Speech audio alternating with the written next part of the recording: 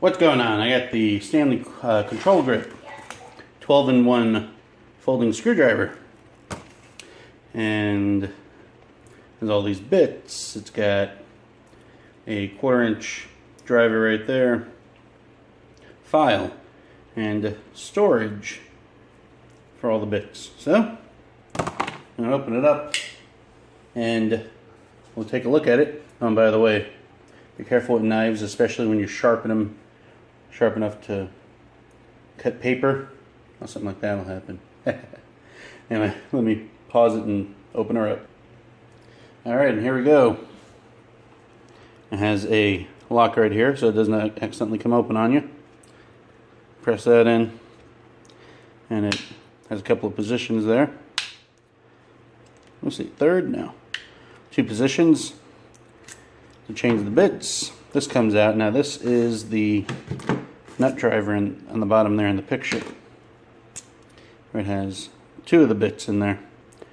Looks like a number 2 1/4 screw flathead, and then with a number 1. Yep, number 1 3/18 flathead right there. And then looks like you can do a nut driver right there, 1/4 inch. And a file also. Now let's unlock it. There. A couple of files on the side. Bottle opener. I guess you can't have too many bottle openers, huh?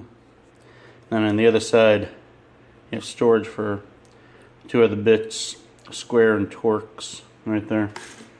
Now they say Torx is a 10 and a 15, square is a 1 and a 2. But not too bad. It's not expensive, and nice little addition to my toolbox. Anyway, thanks for watching, like, subscribe, and all that jazz.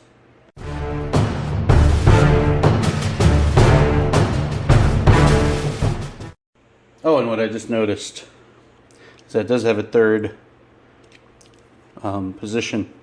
Locks there, kind of locks at a 45 degree, and it goes straight out. Anyway, thanks again.